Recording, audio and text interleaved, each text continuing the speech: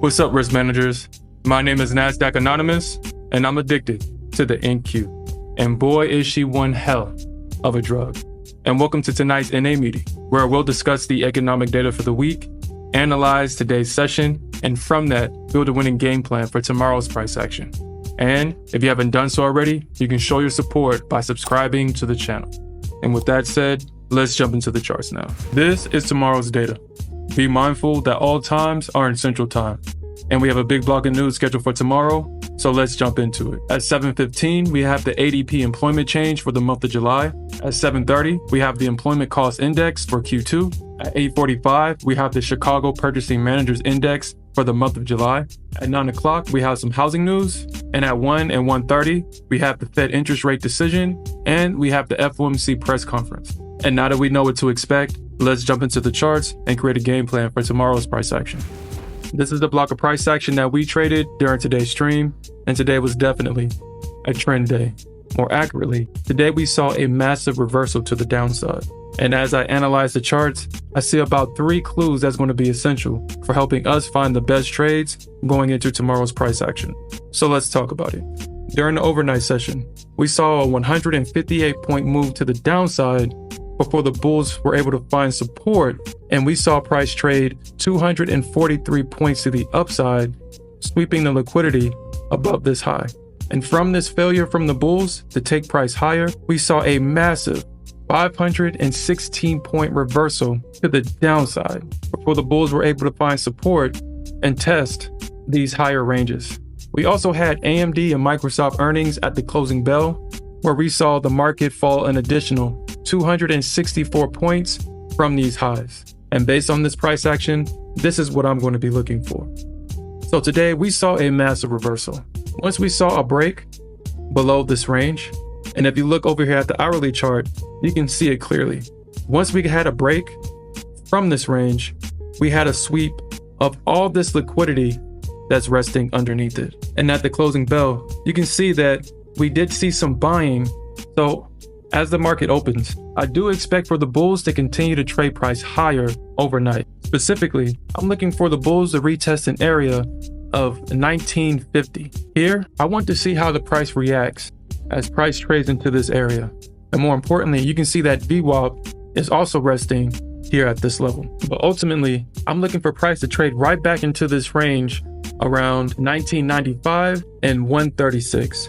Here, we can see that the market had its breaker structure underneath this range. So I expect as we trade price back into this range, we can possibly see initial rejection, possibly to this 1950 area. But from here, I do expect for the bulls to make a full recovery as we go into tomorrow's price action. Now, if the bears are able to hold this downward trend, and we do see lower prices, I'm looking for the market to trade into this 690 to about 666 area.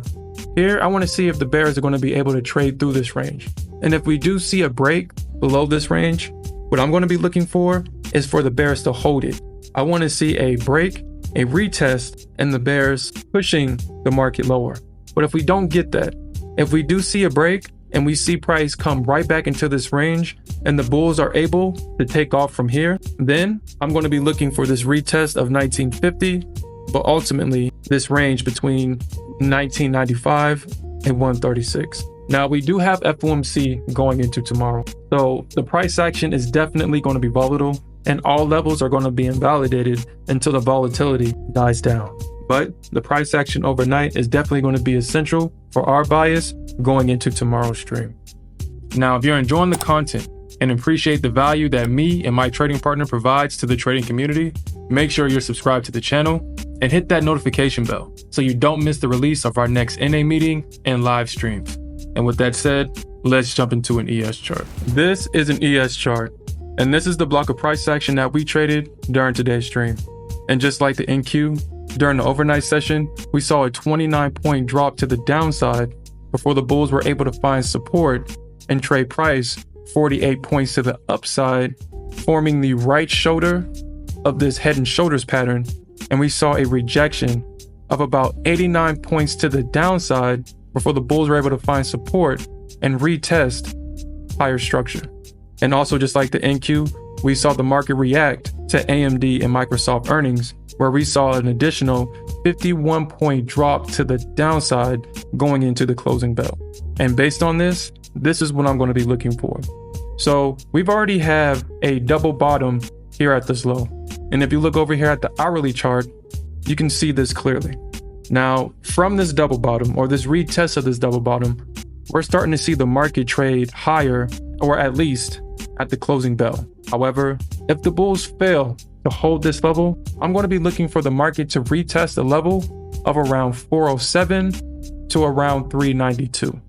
Now, this is if the bulls fail and the bears are able to break this level and we see lower prices.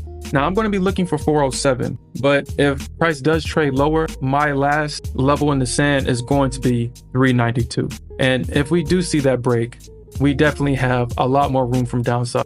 Now, if the bulls are able to hold this level, then I'm looking for the price to come right back up into this 490 level and ultimately at least retest 510. Because just like the NQ, price did have a massive liquidity sweep once we saw a break of this 490 level. So the price action overnight is definitely going to be essential for giving us more information as we go into tomorrow's stream. And in summary, both markets were bullish during the overnight. Both markets had a massive reversal from its highs during the cash session. And finally, both markets had a bearish reaction to AMD and Microsoft earnings. But in my opinion, I feel like this is more of a sweep of liquidity for a possible move to the upside. And that's all I have for tonight, risk managers. And you can watch us trade these concepts live by clicking this video. We'll see you there.